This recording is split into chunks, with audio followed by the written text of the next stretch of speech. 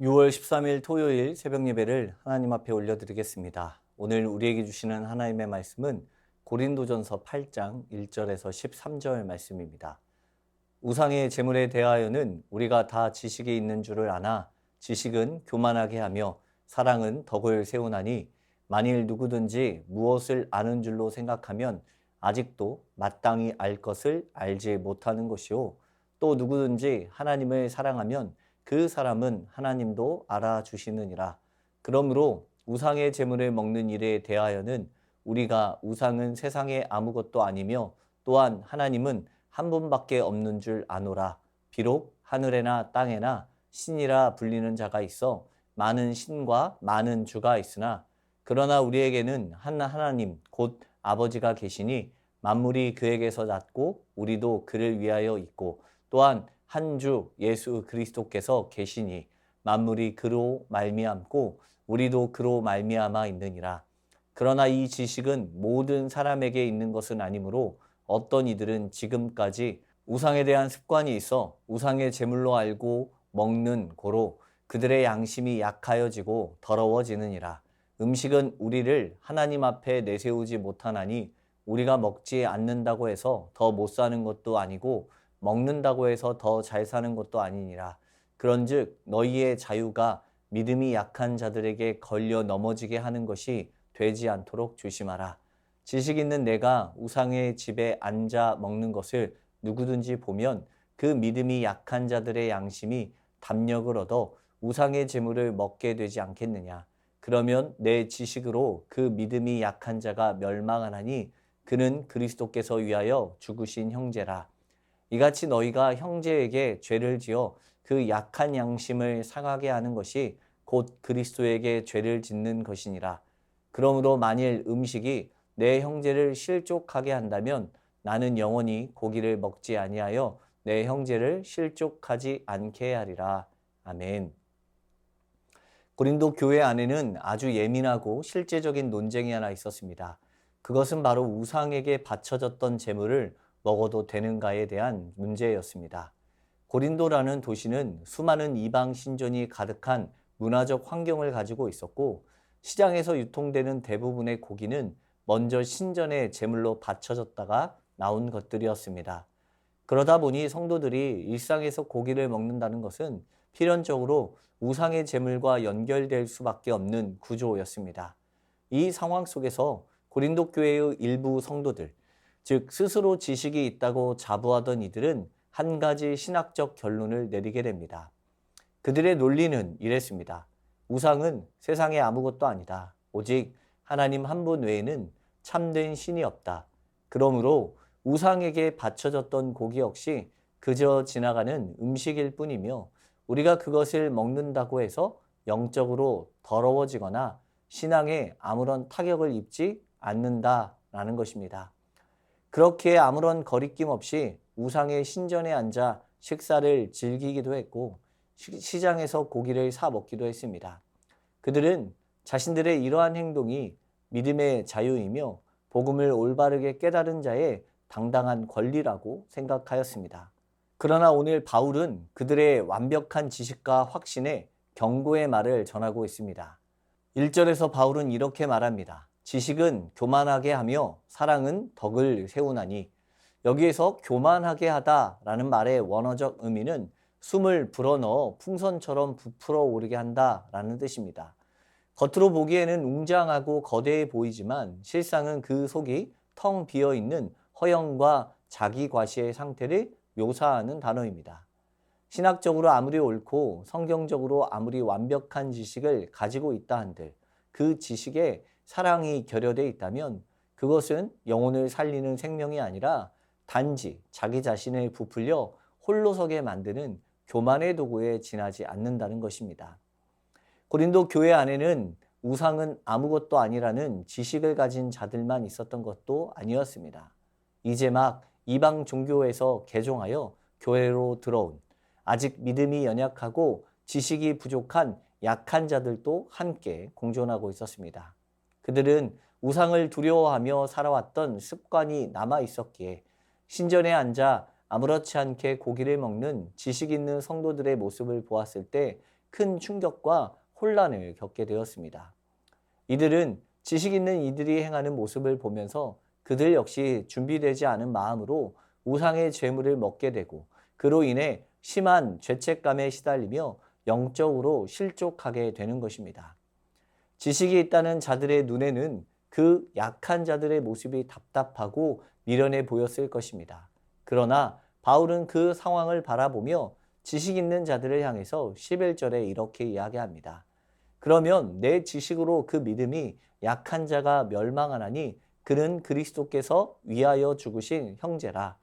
내가 옳다고 생각하며 행사했던 그 사소한 자유, 내 지식의 근거에서 행동했던 그 당연한 권리가 누군가에게는 영적인 어려움을 주는 치명적인 걸림돌이 될 수 있다는 사실입니다.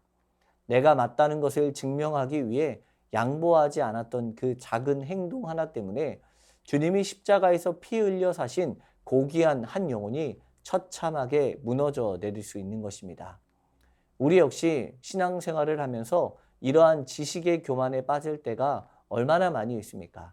나의 오랜 신앙적 경험, 내가 배운 성경적 지식, 내가 가진 봉사의 기준이 기준선이 되어버리는 순간 우리는 신앙의 성장이 더디 보이는 이들에게 아직 믿음의 확신이 없어 머뭇거리는 연약한 이들에게 그들을 판단하고 그들의 신앙을 평가하고 있는 평가자가 되어버리는 것입니다.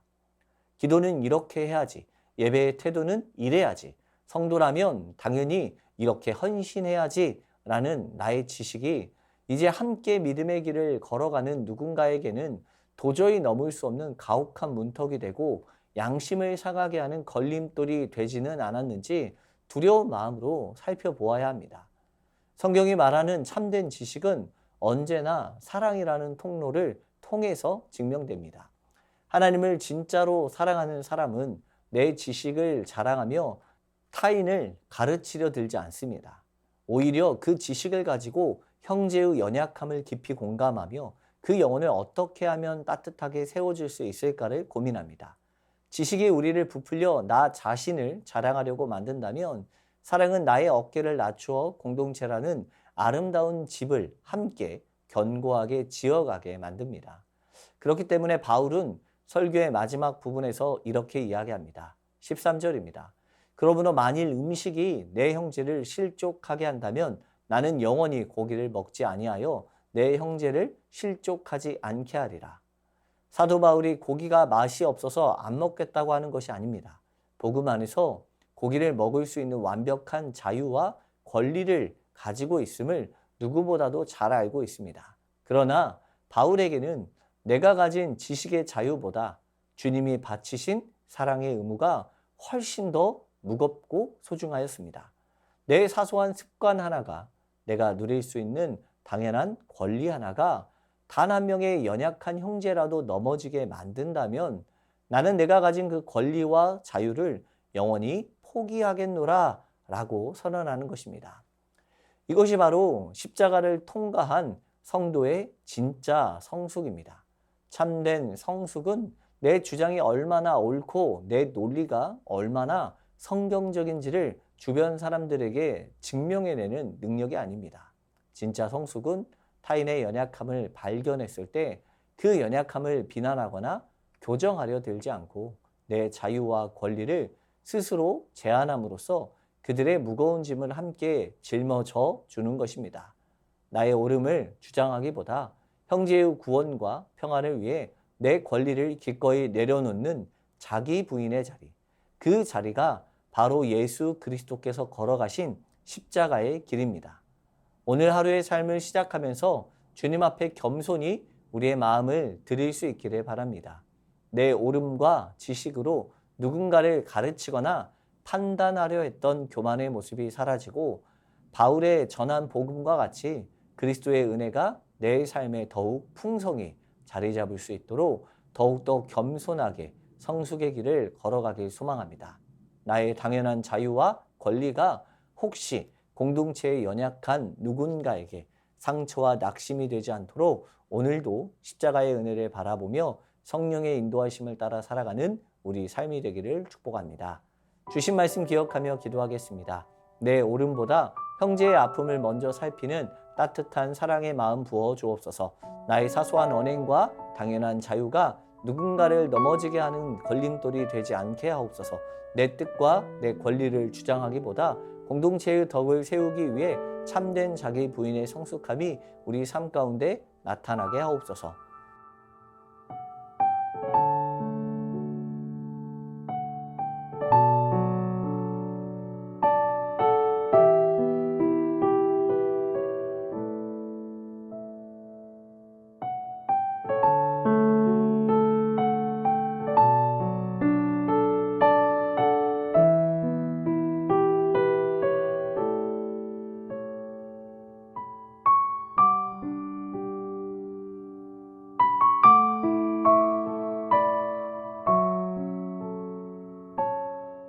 나라와 민족을 위해서 기도합니다. 대통령과 공직자 그리고 모든 위정자가 사리사욕이나 당리당락을 내려놓고 선한 양심과 지혜로 민생을 살리는 바른 정치를 펼치게 하옵소서.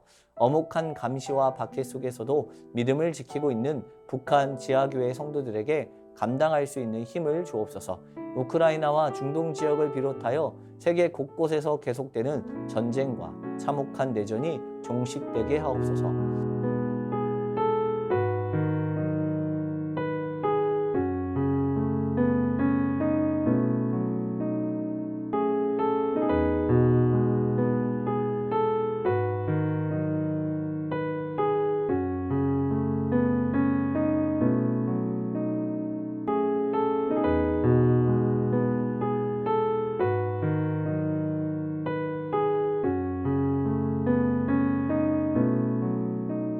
교회를 위해서 기도합니다. 하나님 앞에 참된 회개와 돌이킴이 있는 삶이 되게 하시며 토요 전도대를 통하여 복음이 온 지역 가운데 흘러가게 하옵소서. 맡겨진 영혼들을 돌보는 교구, 교사, 순장님들에게 지치지 않는 새 힘을 공급해 주시고 영육간의 강건함을 주셔서 기쁨으로 사명 감당하게 하옵소서. 담임 목사님과 부교육자 모든 중직자들이 성령께서 이끄시는 대로 살아가며 성령의 열매를 맺음으로 복음을 전하는 삶 살게 하옵소서.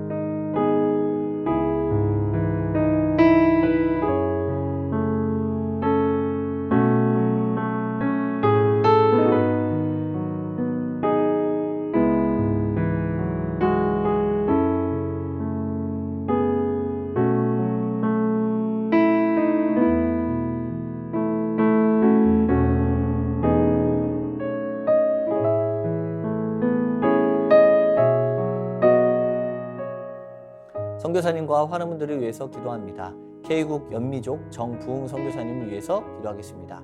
함께 사역하는 가정들 영육간에 강건하게 하시고 성령으로 충만하게 하옵소서. 여름에 방문하는 분당 우리 교회 팀의 가운데 크신 하나님의 은혜를 부어주시고 예비된 영혼들을 인도하여 주옵소서. 환우분들을 위해서 기도합니다. 김기남 권사님 췌장암으로 항암 중에 있습니다. 항암 부작용이 없게 하시고 종양이 효과적으로 줄어들어 안전하게 수술을 받을 수 있게 하옵소서. 여의경 권사님 유방암이 재발하여 표적 약물 치료 중입니다. 약이 잘 맞아서 암세포가 줄어들고 부작용은 없으며 빨리 회복될 수 있도록 하옵소서. 김현순 권사님 현재 상태가 더 나빠지지 아니하고 잘 유지될 수 있도록 붙들어 주시고 몸의 경직이 떠나가고 회복되어지는 놀라운 역사가 있게 하옵소서. 박가순 권사님 진행 중인 항암제가 몸에 잘 반응하고 치료에 진전이 있으나 치료 부작용으로 나타난 설사가 멈춰지고 견뎌낼 수 있는 체력과 힘을 허락하여 주옵소서. 양금숙 집사님 췌장암이 재발하여 항암 진행 중에 있습니다. 항암의 효과가 지속되어 온전한 회복 있게 하옵소서. 조정순 권사님 남편 백형호님 뇌출혈 후유증으로 식사를 하지 못하고 균형을 잡지 못합니다. 손상된 신경과 기능 회복시켜 주옵소서. 박세은 집사님 유방암 발병 이후 뼈로 전이되었습니다. 통증이 완전히 사라지고 치료 과정 속에 회복의 은혜가 있게 하옵소서. 권우순 권사님 진행 중인 항암 치료가 계속 효과를 나타내어 암세포가 완전히 사라지고 면역력이 증가하여 모든 치료 잘 감당하게 하옵소서. 이 외에도 수술 이후 회복 중에 계신 분들과 어려운 가운데 있는 분들을 위해서도 함께 기도하기 원합니다. 선교사님과 환우분들을 위해서 함께 자유롭게 기도하겠습니다.